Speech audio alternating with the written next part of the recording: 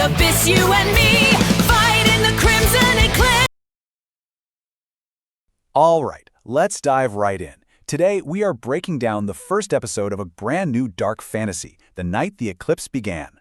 We're going to deconstruct it, piece by piece, and see what makes the storytelling in this pilot so incredibly effective right from the jump. So, what's the secret sauce? What makes a first episode stick with you? It's definitely more than just a cool story. It's really about how that story gets told. And honestly, this episode is a masterclass in how to build a world, introduce characters you care about, and set up a huge emotional conflict, all in less than an hour.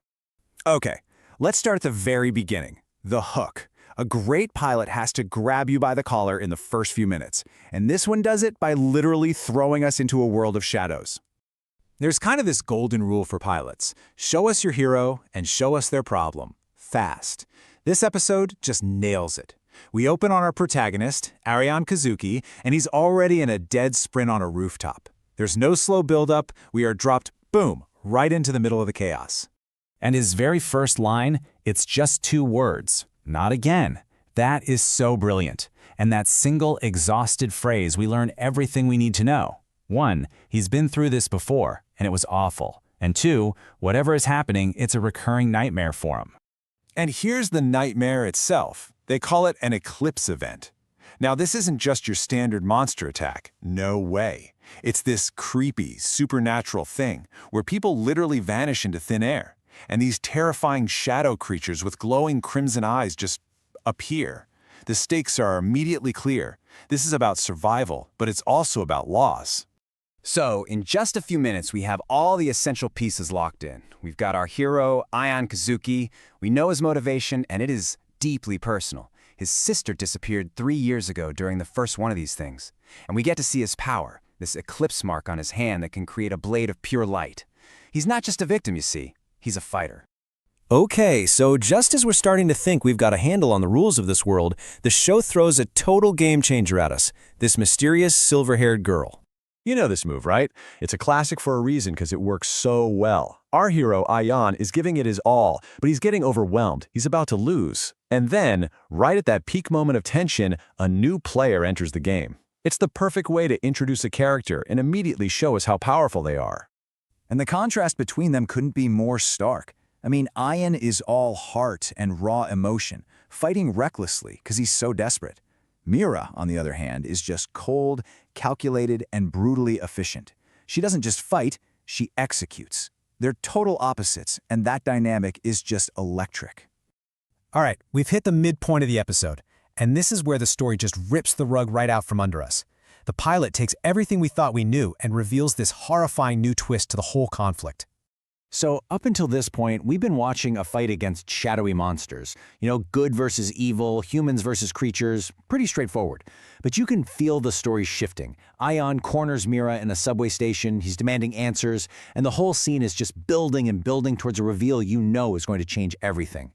And there it is, the one line from Mira that changes the entire show. The creatures Ayan's been fighting, the ones he's been destroying, they aren't just monsters. They're what's left of the people who vanished. People, just like his sister. And suddenly, this isn't a simple fight anymore. Not by a long shot. This really becomes the central question of the whole story, doesn't it? I mean, what do you do when the enemy you have to fight is also a victim? Every single time Ayan swings his blade, he could be killing an innocent person trapped inside that shadow. The moral complexity just went through the freaking roof. And just to make that twist land with the force of a freight train, it becomes deeply personal. Mira just flat out confesses, "I was one of them." And with that one line, everything about her clicks into place. Her coldness, her efficiency, her distance, it's all born from pain. And it creates this sudden, really powerful bond between her and Ayan. So all of this leads us to the climax. The stakes have been completely redefined, and the final battle becomes about so much more than just surviving. It turns into a literal fight for a soul. You think the stakes can't get any higher? Oh, they can. The writers go for the absolute gut punch. The giant creature they have to face at the end, it isn't just some corrupted human. A voice cries out from inside it, and it's his sister. The monster he has to destroy is the person he's been fighting all this time to save. Let's just walk through this sequence. First, Ayan does what Ayan does. He charges in, pure emotion, totally reckless. But it's Mira who makes the real tactical sacrifice. She transforms, using her own body and power to hold the creature still. And then she gives him a command. You save her. It's not just his fight anymore. It's this incredible act of teamwork and trust. So after that absolutely explosive climax, we get the aftermath. And a great pilot knows you never ever tie up all the loose ends. No, you leave the audience with a hook, one big unanswered question they can't stop thinking about.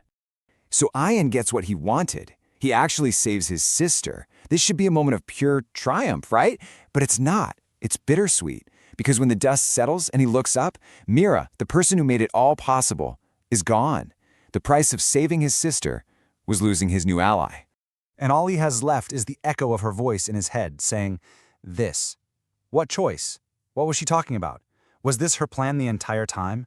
Her last words basically set up a whole new quest for Ayan. Before, he had to find his sister. Now, he has to find Mira. And then we get it. The final shot. The hook that makes absolutely sure you are coming back for episode 2. Somewhere in the darkness, Mira's eyes snap open, but now they're glowing this deep, menacing crimson. So what does that mean? Has she finally been taken over by the corruption she was fighting? Or has she just unlocked some new, terrifying level of power? The episode ends not with an answer, but with this haunting, incredible question. Just perfect.